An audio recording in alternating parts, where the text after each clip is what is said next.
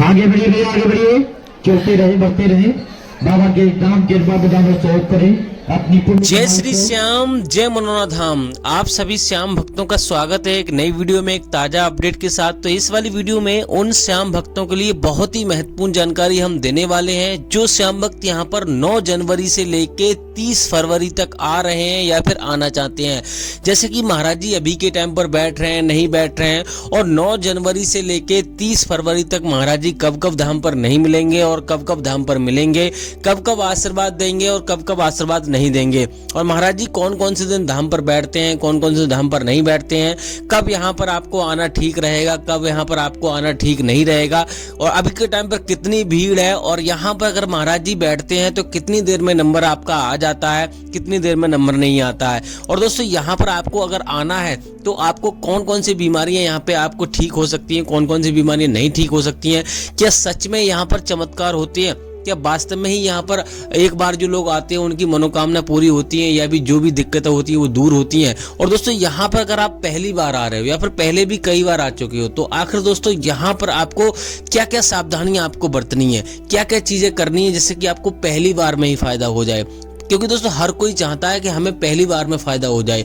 तो यहाँ पर सारी महत्वपूर्ण जानकारी हम आपको देने वाले हैं। आखिर दोस्तों मनोना धाम पड़ता कहाँ पर है और यहाँ पर आपको कैसे आना है, कौन से इसके नज़दीकी रेलवे स्टेशन है, अगर आप अपनी गाड़ी से आ रहे हो तो आपको कैसे आना है, ट्रेन से आ रहे हो तो कैसे आना है, कितना खर्चा यहाँ पर आ जाएगा एक व्यक्ति का, और दोस्तों यहाँ पर आपको कहाँ पे आपको ठहरना है, कहाँ पे आपको फ्री में ठहरना है, कहाँ पे आपको पैसा दे के ठहरना है, और रहने खाने पीने का कितना खर्चा आएगा। क्योंकि दोस्तों अभी के टाइम पर यहाँ पे सर्दियाँ बहुत चल रही हैं और सर्दी का समय है तो यहाँ पर रुकने की व्यवस्था भी आपको देखनी है। और दोस्तों अपने बच्चे बुजुर्गों के साथ आ रहे हो तो यहाँ पर आपको कितना खर्चा आ जाएगा, होटल में कितना खर्चा आएगा, धर्मशाला में रुकोगे तो कितना खर्चा आएगा, फ्री में यहाँ पे रुकोगे तो कितना खर्चा आएगा, सारी महत्वपूर्ण जानकारी इस वाली वीडियो में आपको मिलने वाली है। और दोस्तों आपको कैसे आपको लाइन में लगना है जिससे कि आपको भीड़ का सामना ना करना पड़े, कैसे आपको टोकन प्राप्त करना है जिससे कि आपको लाइन में लगना ही ना पड़े, सारी महत्वपूर्ण जानकारी इस वाली वीडियो में आपको मिलने वाली है। बस आपको करना क्या होगा, वीडियो को शुरू से लेके अंत तक देखना है, यानी कि वीडियो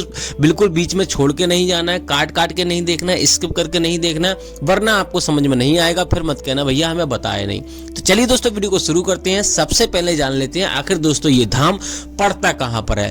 देखो दोस्तों ये धाम उत्तर प्रदेश राज्य के बरेली जिला में पड़ता है, गांव का नाम है मनोना। तो सबसे पहले अगर जहां कहीं से भी आ रहे हो, ट्रेन से आ रहे हो, बस से आ रहे हो, किसी भी सवारी से अपनी से आ रहे हो तो आपको सबसे पहले बरेली आना होता है। तो दोस्तों बरेली हर जगह से आपको ट्रेन अवेलेबल मिल जाएगी। जैसे ही आप बरेली आते हो वहां से आपको ट्रेन से आपको अगर आना है तो आप आंवला आ सकते हो, यानी कि ट्रेन आंवला के लिए आती है सीधा। अगर रोडवेज बस से आते हो तब भी आपको आंवला आना है, आंवला इसकी तहसील है। तो सबसे पहले आपको बरेली, बरेली से आंवला आना है। अगर ट्रेन से आ रहे हो तो आपको 20 रुपए का किराया लगेगा, और यानी कि 20 रुपए का खर्चा आएगा। रोडवेज बस से आओगे तो लगभग 60 से 70 रुपए का खर्चा आएगा। अगर आप यहाँ पे अपनी टैक्सी वगैरह से करके आ रहे हो तो हो सकता है आपको 500 में मिल जाए, 1000 में मिल जाए, वो आप पे डिपेंड करता है कितने लोग हो, कैसे क्या है, कैसी सवारी आप कर रहे हो, उतना ही खर्चा यहाँ पे आपको आ जाएगा। अब दोस्तों बात करते हैं यहाँ पे आंवला आने के बाद आपको करना क्या रहता है। देखो दोस्तों आंवला में अगर आपको रुकना है, क्योंकि दोस्तों आंवला और मनोना धाम की दूरी है लगभग 1-1.5 किलोमीटर की दूरी है, लगभग 2 या 1.5 किलोमीटर की दूरी है। तो यहाँ पर आपको होटल मिल जाएंगे जिसमें आपको लगभग 300-400 रुपए का कमरा आपको मिल जाएगा। और यहाँ पर अगर आप मान लो यहीं से आप सुबह में जाना चाहते हो, क्योंकि दोस्तों आप हो सकता है आप लेट हो गए हो तो आप आराम से यहीं पे कमरा ले सकते हो। अगर यहाँ पे कमरा नहीं लेना चाहते हो, धाम पर ही जाना चाहते हो या मनोना धाम में कमरा लेना चाहते हो, तो सीधा आप यहाँ से जाइए और आपको ऑटो रिक्शा भी मिल जाएंगे, ई रिक्शा भी मिल जाएंगे, आराम से मनोना धाम पहुंच जाइए।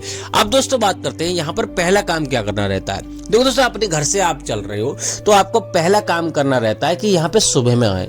सुबह में अगर आओगे तो आपके यहाँ पे दर्शन एक दिन में लगभग हो जाएंगे। लेकिन दोस्तों अपने घर से आप प्लानिंग करके चल रहे हो तो आपको ये प्लानिंग करनी है, लगभग 2-3 दिन का समय यहाँ पे लेके आपको आना है, इस बात का विशेष ध्यान रखना है। अब दोस्तों बात करते हैं यहाँ पर मान लो आप सुबह में नहीं पहुंच पाते हो तो रुकने की व्यवस्था सबसे पहले देखनी है। बात करते हैं कितना खर्चा आ जाएगा आपका यहाँ पे रुकने के लिए, कहाँ पे रुकोगे तो कितना खर्चा आएगा। दोस्तों अगर आप धर्मशाला में रुकना चाहते हो तो 1000 से लेके 3000 रुपए का खर्चा आपका आएगा एक कमरे का। वो आप पे डिपेंड करता है कौन से प्रकार का कमरा लेते हो, वो आपको तय करना है। 1000 से 3000 के बीच में कमरे आपको मिल जाते हैं, लेकिन एक कमरे में आपको 7-8 लोग आपको रुकने को मिलेंगे, कोई आपको दिक्कत नहीं है, आराम से आप रुक सकते हो। बिल्कुल मंदिर के सामने ही आपको धर्मशाला मिल जाएगी। अब बात करते हैं अगर होटल में रुकना चाहते हो मनोना धाम में, यानी कि मनोना धाम गांव का नाम है, तो बिल्कुल इसके करीब ही जहां से शुरुआत होती है गेट की, तो वहां पर ही आपको कमरा मिल जाएगा। अब दोस्तों वहां पे खर्चा कितना रहेगा, 800 से लेके 1800 रुपए का खर्चा रहेगा। आप मान लो जिस प्रकार का कमरा लोगे उस प्रकार का खर्चा रहता है, लेकिन 800 से 1800 रुपए के बीच में रहता है।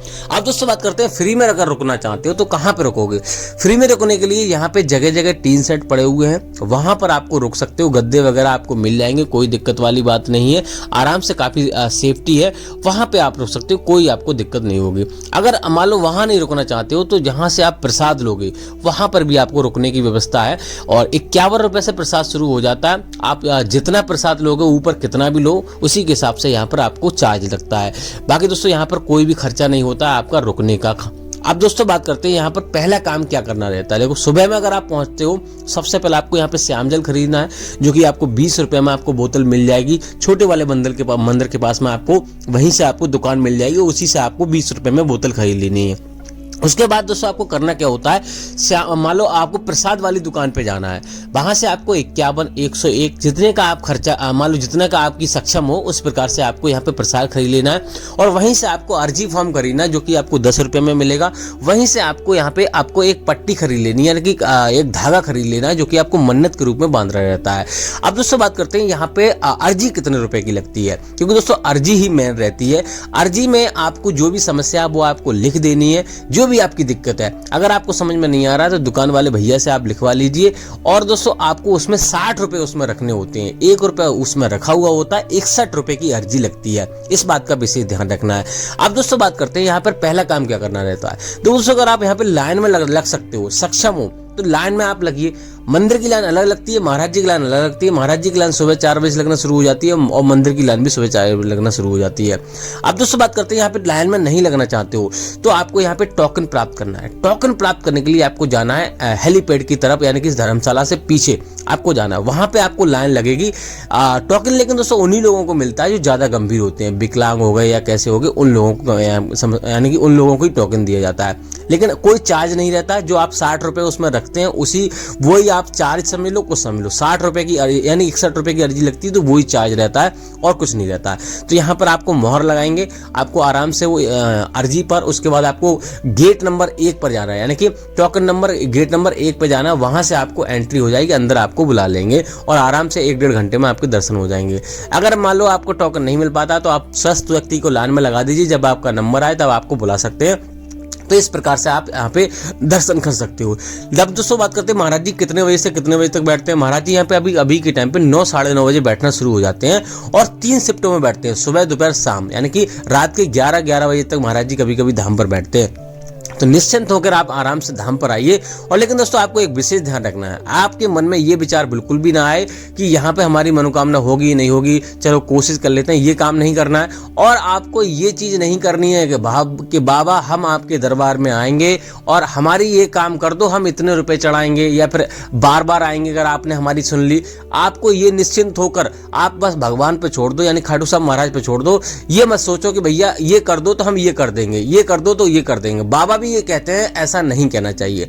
अब दोस्तों बात करते हैं यहाँ पे महाराज जी कौन कौन सी बीमारियां देखते हैं, कौन कौन सी बीमारियां नहीं देखते हैं। महाराज जी प्रत्येक प्रकार की बीमारी देखते हैं और प्रत्येक धर्म के लोग यहाँ पे आ सकते हैं। बात करते हैं आपको कौन कौन सावधानी आपको बरतनी है। देखो दोस्तों श्याम जल आपको सुबह 4:30 बजे से पहले, सुबह 4:30 बजे से लेके स्नान करके पूजा पाठ करके दोपहर के यानी कि 11:55 से पहले आपको श्याम जल का सेवन आपको कर लेना है। 11:55 से पहले आपको श्याम जल का सेवन कर लेना है और दिन में एक ही बार आपको करना है। विशेष ध्यान रखना है, यहाँ से आप अब जा रहे हो श्याम जल लेकर तो आपको कहीं भी पैरों के तले या ट्रेन में कहीं पे ऐसी जगह नहीं रखना है जहाँ पे पैर लग जाए श्याम जल में, तो वहां नहीं रखना है। और दूसरी बात यह है कभी भी आपको यहाँ से सीधा अपने घर जाना है, इस बात का विशेष ध्यान रखना है, नहीं तो वो जल खंडित हो जाएगा। आपकी जो नेगेटिव एनर्जी है कहीं दूसरी जगह से आपको मिल जाएगी, क्योंकि पॉजिटिव एनर्जी जहां से लेके जा रहे हो दूसरी जगह आप कहीं खो दोगे तो फायदा नहीं होगा। इस बात का विशेष ध्यान रखना है। और दोस्तों आपको यहाँ पर ये चीज आपको बिल्कुल भी नहीं सोचनी है कि यहाँ पे हमारी मनोकामना पूरी होगी या नहीं होगी। मैंने पहले ही बता दिया, पूर्ण आस्था के साथ आए और यहाँ पे बार बार आए। एक बार में नहीं हो रहा है तो बार बार आए। सारे नियमों का पालन करें। मीट मछली अगर खाते हो वो भी आपको नहीं खाना है, इस बात का विशेष ध्यान रखना। आपकी मनोकामना पूरी जरूर होगी। यहाँ पे सच्चाई तो यह है कि बड़े से बड़ी बीमारियां ठीक होती हैं, बहुत बड़े से बड़े चमत्कार होते हैं। इसमें कोई दोहराए नहीं है, इसमें कोई झूठ नहीं है। यहाँ पर बड़ी से बड़ी समस्याएं दूर हो जाती हैं। तो आप सच्चे मन से आप कोशिश कीजिए, आपकी मनोकामना जरूर पूरी होगी, आपकी जो भी समस्या जरूर दूर होगी। अब दोस्तों बात करते हैं महाराज जी अभी के टाइम पे बैठ रहे हैं नहीं बैठ रहे हैं। महाराज जी अभी के टाइम पे नहीं बैठ रहे हैं। 5 जनवरी से लेकर 15 जनवरी तक धाम पर नहीं बैठेंगे। इस बीच आपको नहीं आना है। वेडनेसडे और थर्सडे को, यानी कि बुधवार और बृहस्पतिवार को धाम पर नहीं बैठते हैं, आपको इस दिन भी नहीं आना है। बाकी दोस्तों यहाँ पर 15 जनवरी से महाराज जी बैठना शुरू कर रहे हैं, यानी कि जनवरी बैठेंगे और फरवरी में बैठेंगे लगभग 25 फरवरी तक। आगे का अपडेट रहेगा हम अगली वीडियो में देते रहेंगे। फिलहाल दोस्तों इस वाली वीडियो को यहीं रोकते हैं, तब तक के लिए जय मनोनाथ धाम, जय खाटू श्याम महाराज।